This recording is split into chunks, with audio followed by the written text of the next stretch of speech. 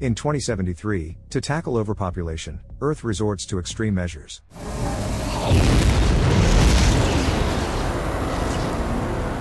By 2073, the population of Earth had doubled. Humanity consumes 3 times more water and food, and the use of natural resources and minerals is far beyond acceptable levels. Every 4 days, the planet's overpopulation increases by 1 million people. This demographic explosion leads to climate change and natural disasters. Most continents become deserts, uninhabitable for life. Agriculture is in decline as severe droughts destroy much of the harvest. In an effort to end food shortages, the European Federation turned to scientists who could find a solution to the crisis. Genetically modified products were introduced worldwide, boosting crop yields. However, soon these experiments with nature had consequences, leading to a mutation gene for multiple births. Humanity faced a new crisis, prompting the government to implement a one-family, one-child policy. This law regarding child distribution became essential for saving humanity. Now, in the case of twins or more, only one child is kept. The others are placed in cryocapsules and put to sleep, where they will remain until humanity resolves the overpopulation problem. Concealing the birth of 2 or more children is impossible due to special checkpoints and verification systems. People wear identification bracelets on their wrists to prevent breaking the law. If someone manages to hide a child, a special child distribution bureau finds and confiscates them, forcibly sending the excess children into cryosleep.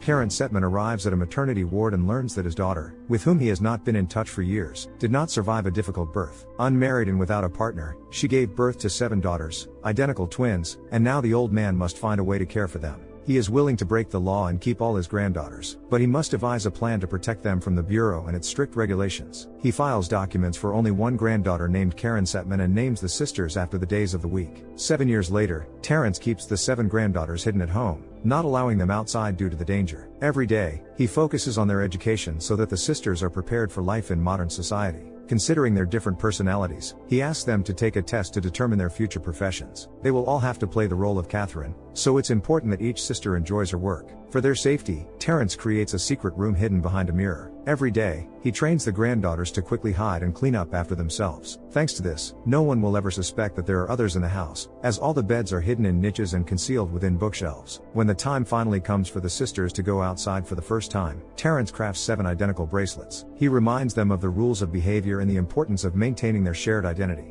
Inside the house, they can express their individuality, but in the outside world, all the sisters must be seen as one person, without gaps in memory or recollections. The next morning, Thursday is the first to step outside. The girl is scared, but after passing through security, she calms down, realizing her grandfather is a genius at cleverly hiding 7 identical twins. Once Thursday returns home, the sisters hold an evening meeting where she shares everything that happened during the day. 30 years later, Sunday, the sister with the matching name, goes into town to play her usual role as Karen. After passing through a security checkpoint, she witnesses agents from the Child Distribution Bureau taking a little girl from her mother, who is hiding a second child. Sharing in the crowd's anxiety, Sunday records everything on a camera embedded in her bracelet. On her way home, she buys meat, facing checks at every step since services are only provided after confirming she is the only child in the family. In the building, Sunday runs into Eddie, the concierge, who tries to impress her with silly poems. He can't understand how she looks so good when she was feeling sick just the day before. After going through a retinal scan, Sunday enters the apartment and prepares dinner for herself and her sisters. She shares everything that happened that day and shows video clips so the others can remember it all. She also asks her sisters to be more mindful of the details since Saturday's drunken antics almost exposed them the previous night. Currently, the sisters are beginning to struggle to get along. Each one wants to express her individuality and live a vibrant, full life instead of merely hiding and going out once a week. Thursday, the true rebel is ready to expose their family. However, the other sisters don't support her bold plans, as they fear the terrifying consequences of such actions might lead them to end up in a cryo chamber, waking up in a distant and unfamiliar future. Hiding in the attic, Thursday remembers that one of her previous actions led to irreparable consequences. One day, she decided to run away from home to go skateboarding. The family panicked, but the girl returned late that night, in tears. She had fallen and injured herself, losing part of her index finger. The old man realized that this injury could expose them, so he was forced to amputate the same part of the index fingers of his other granddaughters. It was difficult for him, and he hides in the bedroom to cry, but the granddaughters understand that this is the only way to keep them safe. Monday, struggling with nausea and a high fever, Monday forces herself to get ready for work, knowing today is a crucial day. The 7 sisters have worked hard for years as bank employees, and today Karen is up for a promotion. Before heading out, Monday checks her appearance and applies makeup.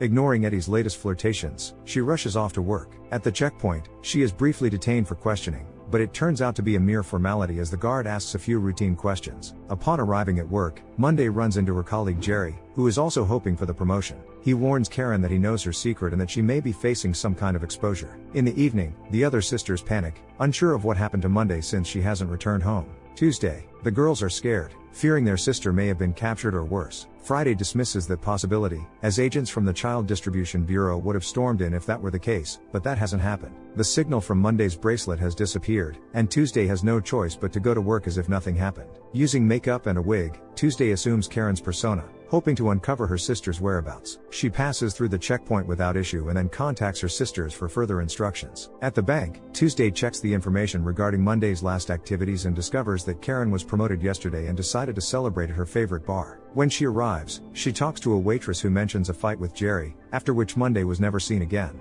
Just as the sisters conclude their conversation, Tuesday is confronted by agents from the Child Distribution Bureau, who forcibly take her to the residence of Nicolette Kamen, where Karen meets the creator of the law. The woman knows there are 7 sisters and promises to resolve the issue discreetly. But then an agent attacks Tuesday with a knife. That evening, several armed agents arrive at the sisters' home and eliminate Eddie before heading to the top floor. The women have only seconds to hide behind the mirror, but one of them has to activate the mechanism. Thursday stays behind in the apartment to find their grandfather's revolver, but the weapon is gone. The agents burst into the apartment and discover a secret niche in the wall. Thursday attacks them with a crowbar, and a struggle ensues. The sisters manage to fight off the agents, taking them down one by one. After dispatching the group of armed men, the twins realize that Sunday has been severely injured and has fallen into eternal sleep. Nicolette learns about the small complications and orders her assistant to personally handle the sisters' elimination. Meanwhile, Friday finds an eye in one of the agent's pockets and realizes it belongs to Tuesday, indicating that she is unlikely to be alive. Wednesday, the sisters are in a panic over what has happened and don't know how to proceed. Saturday suggests fleeing the scene of the attack, but the others think that's impractical.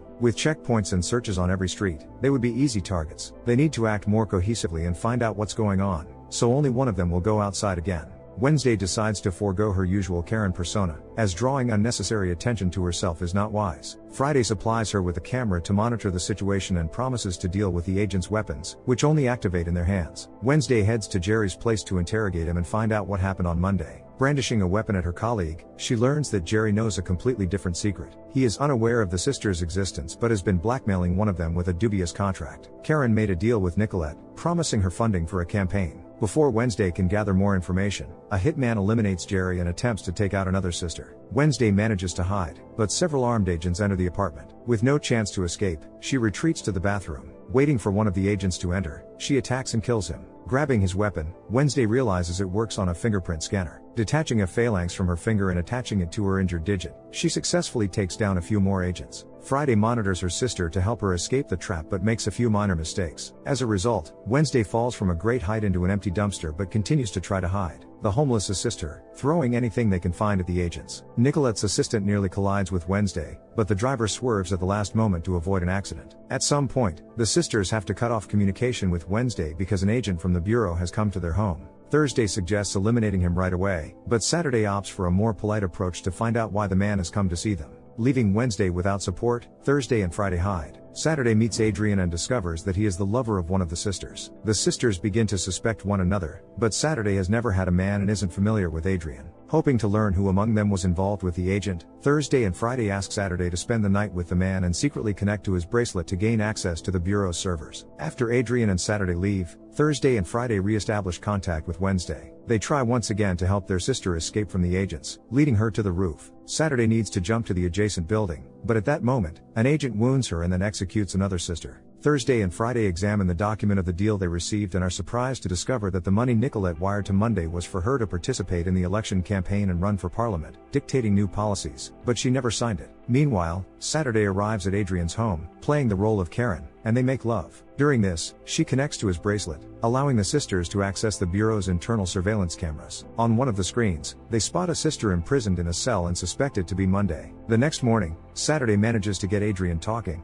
revealing that Monday had been seeing him for several months. They had a serious relationship that she kept hidden from the other sisters. As they are conversing, several agents burst into Adrian's apartment and execute Saturday. At the same time, other agents surround their apartment, under the command of Nicolette's assistant. They deploy smoke grenades and prepare to storm the place, leaving the sisters with only a few minutes to escape. Thursday pleads with Friday to act quickly, and after breaking a hole in the wall, they escape through the attic. Friday decides to sacrifice herself, allowing her sister to flee while she returns to the apartment. She duplicates all the photos and memories to ensure their story doesn't disappear. Realizing this is a one-way path, Friday stuffs several canisters of explosive mixture into the microwave and tears out the gas line. Just as the agents attempt to blow down the door, a massive explosion occurs, and Thursday realizes she has lost yet another sister. Adrian learns about the events and rushes to the sister's house, where he sees Friday's charred body being taken outside and sent to the bureau. Returning to the service van, the grief-stricken man encounters Thursday, who attacks him. She threatens him with a knife, suspecting that Adrian had exposed the sisters, but quickly realizes her mistake. He genuinely loves Karen and knew nothing about the twin sisters. Thursday tells him the whole truth and then proposes a plan for revenge to expose the Child Distribution Bureau and its director, Nicolette. Adrian arrives at the bureau with the body of yet another sister. Thursday pretends to be a victim of the explosion, but soon the agents notice something is off. While the plan unfolds, Thursday finds herself in cryogenics, the place where previous sisters were sent. Officially, this is where children are prepared for freezing, but that's not the reality. Inside a body bag, Thursday secretly records what's happening with her bracelet. She sees that excess children aren't placed into cryosleep. Instead, they are injected with a sedative and placed into cryosarcophagi, which turn out to be incinerators. Once filled with gas, the bureau workers burn the excess people. It's Thursday's turn next, but she resists, pushing a woman into the incineration chamber and disposing of her. Thursday sedates a second guard. Adrian takes out 2 more agents, and then they set off to find Monday. When they locate her cell, they discover it's actually Tuesday, who has lost one eye.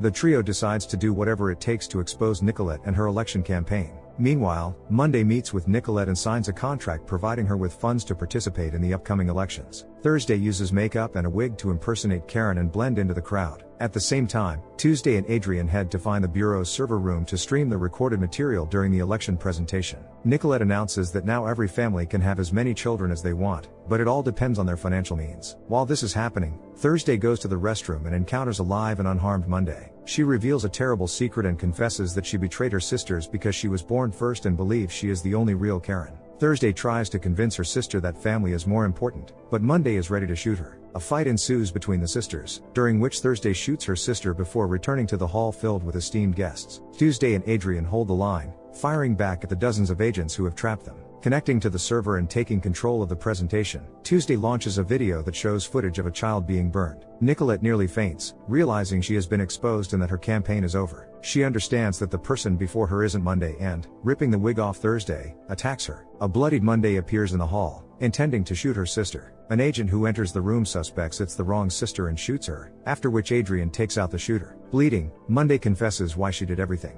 She wanted to get rid of her sisters not for a position, but for the future of her children. She is pregnant with twins by Adrian and wanted a normal family where they could raise their kids. Financial independence and Nicolette's new program would have helped her achieve that, but it's too late. Before losing her life, Monday asks Thursday to take care of her children and to ensure they are never separated. Sometime later, mass protests and demonstrations begin. The political elite avoids a coup and repeals the Child Distribution Act. Nicolette prepares to face trial, knowing she could face execution. Despite this, she still believes she was justified in her actions. Her cruelty was necessary, she claims, to protect the Earth from overpopulation. Nicolette tells the crowd that humanity has lost its last chance for the peaceful world that existed for decades. Tuesday, Thursday, and Adrian watch as Monday's twins grow in the incubator. Tuesday has replaced her lost eye and decided to take the name Terry in honor of her late grandfather, as she no longer needs to hide. Thursday, in memory of her sisters, has kept the name Karen and will do everything to take care of her nephews. The trio understands that Monday sacrificed everything for her children, but they don't judge her for it. At the same time, it becomes clear that in this new world,